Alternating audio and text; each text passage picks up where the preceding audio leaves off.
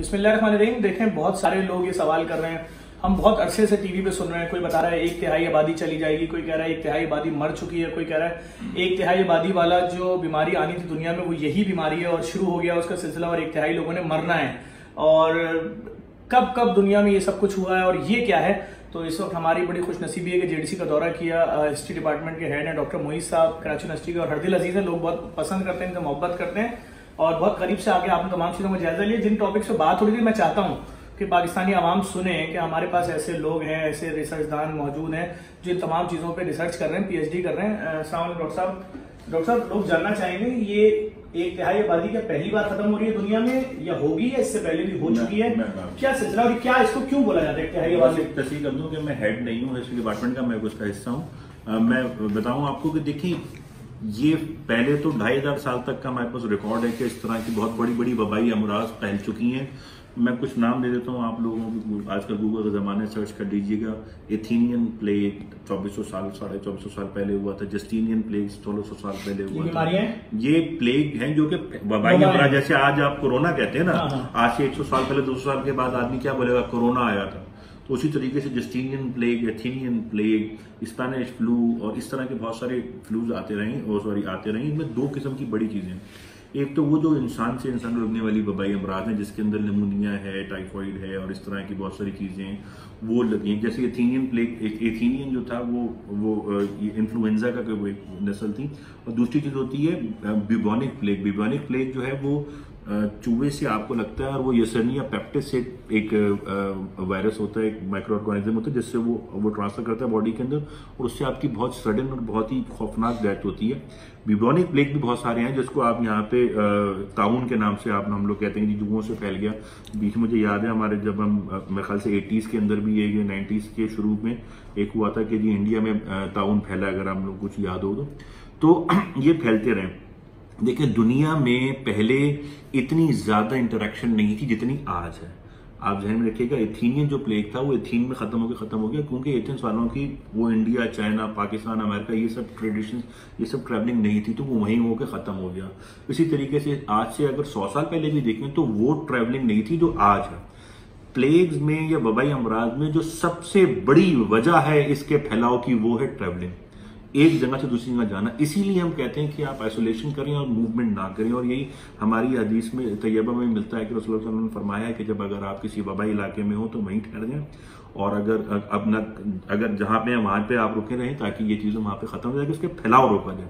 और ये बात बिल्कुल सही है, ये साइंस भी यही बताती है कि इसको फैलाव को रोकने के तरीके भी यही है। हमारे पास इस वक्त आपने ये कहा कि 1/3 आबादी, यूरोप की 1/3 आबादी ब्लैक डेथ में मरी थी तकरीबन। क्या उर्दू में क्या कहेंगे उसको ब्लैक डेथ ही कहते हैं। उसको आप ताउन कह लें, चूहों से फैला था वो। और ये बात मैं आपको बता रहा हूँ बिल्कुल एक्यूरेट जो है वो 1348 के अंदर फैला था। ये 2-2.5 साल के अंदर 1/3 आबादी मर गई थी। लाखों करोड़ों के हिसाब से लोग मरे थे। और उसमें जो है वो इतना खौफनाक था कि उसके अंदर बहुत सारी बातें हैं। उसके वही जिसने बिल्लियां मार दी गई सारी। जी, मैं आपको बताऊं, वहां पे जो पेपेसी थी, उनके जो पादरी थे, उन्होंने कहा कि भाई ये बिल्लियों से फैल रहा है। तो उनकी रिलीजियस क्लास ने फतवा दिया, तो वो उसके बाद क्या हुआ कि अचानक लोगों ने बिल्लियां मारी, चूहे आउट ऑफ कंट्रोल हो गए। तो एकदम थोड़ा सा एक स्पाइक आके लेवल आउट हुआ था। लेकिन जब बिल्लियां मारने का उन्होंने हुक्म दिया तो वो बिल्लियों से अचानक चूहों की जब आबादी आउट हुई तो फिर तेज हो गया वो। लेकिन वो बाद में जाके जो है वो जो खत्म हुआ। देखिए, खत्म होने की दो चीजें होती हैं जो तारीखी तौर पे हैं। हमारे साथ डॉक्टर भी बैठे हुए इस कमरे के अंदर। एक है हर्ड इम्यूनिटी। हर्ड इम्यूनिटी ये है कि जब इंसान किसी भी चीज से, बीमारी से इंटरेक्शन में आता है तो वो उसकी बॉडी जो है ना एंटीबॉडीज बनाती है और उसको लड़ने की सलाहियत देते हैं। एंटीबॉडी हर्ड इम्यूनिटी डेवलप होती है, या फिर उसकी दवाई इजाद हो। ये पहली दफा आप समझ लीजिए कि दुनिया की तारीख में इंसान इस लेवल पे है कि उसको पता है कि हमारे साथ हो क्या है। आप यकीन कीजिए, इस वक्त कोरोना वायरस अगर आज से 100 साल या 150 साल पहले फैला होता तो अब तक आधी आबादी तो मैं कहता हूँ अफेक्ट हो चुकी होती दुनिया की, क्योंकि पता ही नहीं होता कि हुआ क्या है। अभी हमें पता है कि जी 6 फीट दूर रहना है, अभी हमें पता है कि जी मास्क पहनना है, अभी हमें पता है कि जी इन्फेक्शन करना है, हमें पता है कि जी कैसे फैलता है। 14 दिन का क्वारंटाइन पीरियड है। ये पहले लोगों को नहीं पता थी ये चीजें। जब भी वो चीजें होती उनको पता ही लगता था हो क्या है। आखिरी मौत कौन सी बड़ी हुई है? वो तो आखिरी जो है वो स्पेनिश इन्फ्लुएंजा, स्पेनिश फ्लू के नाम कितने अर्से पहले? वो 1917 की बात है, पूरे 100 साल से कह लीजिए अब 103 साल। और वो भी यूरोप के अंदर फैली। स्पेन का नाम उन्होंने दे दिया। असल में वो स्पेन से अलावा जर्मनी और दूसरी जगहों पे भी बहुत थी, क्योंकि स्पेन जो था फर्स्ट वर्ल्ड वॉर के अंदर एक वीकर पार्टनर था, तो उसका नाम उन्होंने प्रोपेगेंडे के लिए दे दिया। जर्मनी में भी उतनी हमात हुई थी। यूरोप कितने लोग मरे हुए? वो तकरीबन 4-5 करोड़ की फिगर। 4 करोड़? जी जी जी, बहुत बहुत। और वबा का नाम क्या था? स्पेनिश इन्फ्लुएंजा, स्पेनिश फ्लू के नाम से। ये भी भाई फ्लू की किस्म की? नहीं, ये जी वो इंसान से इंसान को लगने वाली बीमारी थी, जिस तरह से ये है, इसी की तरह से कोविड, जिस तरह से कोविड-19 उसी तरीके से वो भी था। मतलब उसकी वो शक्ल फर्क थी, लेकिन वो भी इसी तरीके से वो होती थी, उसके अंदर आपके जो अलामात होती हैं उसी तरीके से फिर वो बीमार हो गया, आदमी मर जाता, तो वो भी इंसान से इंसान को लगती थी। लेकिन फिर मैं वही बात कहूंगा कि उस जमाने में चाइना के लोग यूरोप नहीं जा रहे थे इतनी तेजी से। आजकल तो फ्लाइट, आप अभी डेटा निकाल के देखिए, जो बड़े शहर हैं वो सबसे ज्यादा इफेक्टेड है। अमेरिका में इस वक्त तकरीबन 8.5 लाख की फिगर आ गई है, 8.5 लाख में 3.5-4 लाख है सिर्फ न्यूयॉर्क में।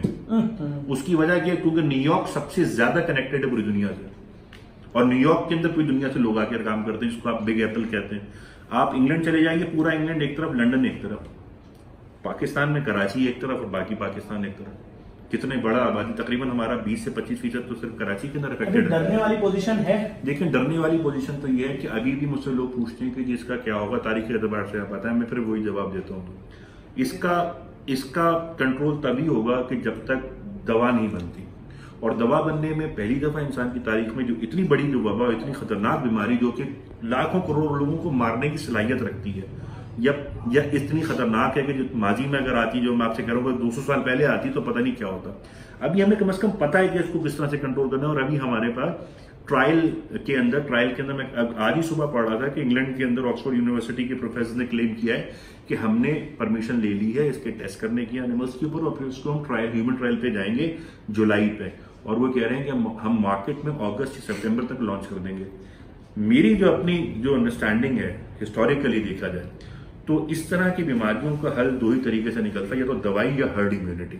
हर्ड इम्यूनिटी वो है कि जो कि आज नीदरलैंड कर रहा है, जो इंग्लैंड ने कहा था कि जी हमें एक्सपोज होने दें, देखते हैं क्या होता है, जो कमजोर है वो निकल जाएंगे, जो सर्वाइवल ऑफ द फिटेस्ट वाली बात, यानी जो बुजुर्ग है वो मर जाए। नहीं, बुजुर्ग ही नहीं, कमजोर सिर्फ बुजुर्ग ही नहीं होता, कमजोर एक जवान आदमी भी हो सकता है जो दिखने में जवान लगता है, कुव्वत दिमाग है, कमजोर। ये सर्वाइवल ऑफ द फिटेस्ट की बात है, ये बहुत पुरानी थ्योरी है और उसके अंदर हम देखते आ रहे हैं कि ये होता है। तो हर्ड इम्यूनिटी कहते हैं इसी को, कि फिर इंसान के अंदर एंटीबॉडीज बनती रहती हैं। अच्छा, ये बात मैं आपको एक और बताऊं, बड़े मजे की, बड़ी इंटरेस्टिंग है। इसी हिसाब को अंदाजा होगा कि ट्रैवलिंग में यूरोप के लोग जब अमेरिका पहुंचे क्रिस्टोफर कोलंबस के बाद, तो एक बीमारी ऐसी लेकर गए हैं जो यूरोप में थी और अमेरिका में नहीं थी, रेड इंडियंस में, वो है चिकन पॉक्स।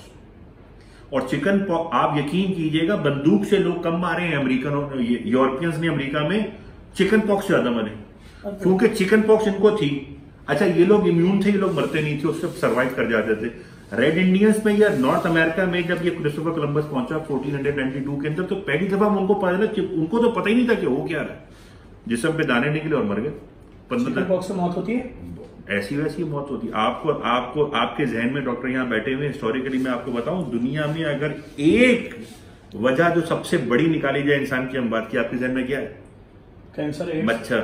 अच्छा, मच्छर जी, मलेरिया 4 दिन में मार देता है आपको। डॉक्टर साहब बैठे, कितने दिन में मर जाता है दिमाग? 3 से 4।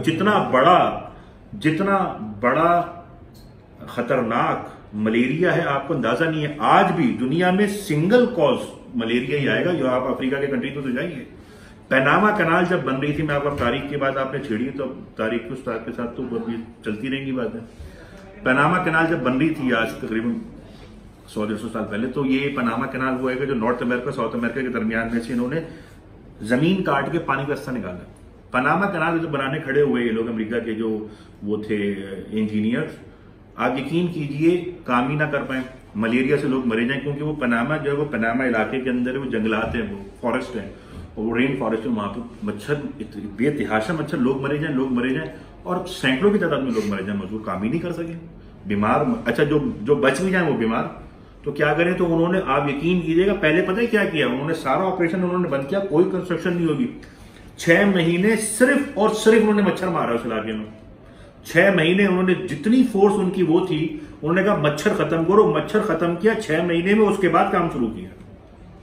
सांप से जी, सांप दुनिया का सबसे खतरनाक चीज मच्छर है भाई, सबसे खतरनाक, single largest cause of human death. यानी कि बच्चे को जो पैदा होते ही इंजेक्शन लगता है उसमें मलेरिया भी तो होता है डॉक्टर? वो तो डॉक्टर बताएंगे कि उसमें क्या क्या होता है, लेकिन मैं वैसे बता रहा हूँ आपको कि मलेरिया की बीमारी का दवा आपके पास आज मौजूद है, लेकिन पहले नहीं थी। पेनिसिलिन से पहले आप देख लीजिए, एलिजाबेथ फ्लेमिंग ने जब पेनिसिलिन इजाद की है उससे पहले लोग मर जाते थे। Penicillin is a big life. अच्छा, जो कोई भी दवाई बनाएगा, मैं समझता हूँ कोरोना की, उसको पैसा रुपया भी बहुत मिलेगा। अब वो तो ये तो सीधी सादी बात है कि जो चीज मार्केट में पहले उतरती है उसी की वैल्यू ज्यादा होती है। क्योंकि इस वक्त तो मुकाबला चल रहा है, हर चैनल पे देख रहा हूँ, हर आदमी सुबह उठ के नई खबर देता है कि हमने बना लिया दवा। नहीं, वो बनाने से मुराद है कि वो कहते हैं कि ट्रायल में हम जा रहे हैं और फिर लेट्स सी क्या होता है। लेकिन ये पहली दफा है कि इंसान की तारीख में कि इतनी जल्दी डेवलपमेंट हो रही है, नंबर 1। नंबर 2, हमने 4-5 महीने जो भी इसको एक्सपोज होते हुए नवंबर दिसंबर से आना शुरू होते ना कोरोना के केस दुनिया के अंदर, मैं पाकिस्तान की नहीं बात कर रहा, दुनिया के अंदर ये 4-5 महीने के अंदर इतना आपने उसको कंट्रोल किया हुआ, बहुत बड़ी बात है। कब तक होगा, कब तक चलेगा? मैं आपको बता चुका 2 रीजन है, तो हर्ड इम्यूनिटी या दवाई। अब दवाई कब बनेगी वो तो साइंटिस्ट जाने। मतलब ये सब इंडस्ट्री अब ये 5 महीने लगे, 2 महीने लगे, 3 महीने लगे, 6 महीने लगे, टाइम उतना ही लगेगा। तो गरीब ममालिक का तो बड़ा हो जाएगा। गरीब ममालिक जो है हमें इस वजह से थोड़ा सा फायदा ये है कि क्योंकि हमारी कंपैरेटिवली जो है वो कुव्वत मुताफियत का एक फर्क है, और जो मैंने डेटा नहीं आपको बता रहा हूँ, मैं आपको डेटा की बात करें ना, अगर आप डेटा उठाएं तो डेटा के अंदर मैं एक साइंटिस्ट नहीं हूं ना मैं डॉक्टर हूं, लेकिन मैं कम से कम फिगर्स और चार्ट्स दे सकता हूँ। चार्ट्स और फिगर्स अगर आप उठा के देखिए तो जो हमारे यहाँ 38-39 डिग्री सेंटीग्रेड पड़ना शुरू हो चुका है। एक फर्क आया, एक फर्क आया। आप डेटा, आप तो माशाल्लाह खुद सुबह शाम देख रहे हैं, डेटा आप मुझे बता दीजिए। और तो सर हम राशन का डेटा देख रहे हैं। नहीं वो भी है, लेकिन जाहिर है कुछ लोग आपसे बात तो करते हैं। बिल्कुल सर, फिगर्स आ रहे हैं। नहीं सर, मैं जो लोग हमारे पेज के थ्रू देख रहे हैं, मैं सर के पेज का लिंक डाल रहा हूँ। आप लोग हिस्ट्री के हवाले से कोई भी बात करना चाहें, कराची के ऊपर PhD कर रहे हैं सर, कर चुके हैं माशाल्लाह से, और वो सारी डिटेल्स, और कोई भी सवाल करना चाहें इनकी जाती ID में डाल रहा हूँ। और बराए मेहरबानी सर से राशन की बात नहीं करिएगा, वो सवाल हमसे करिएगा। कराची की हिस्ट्री पूछनी हो सर से रब्ता करिएगा। बहुत शुक्रिया।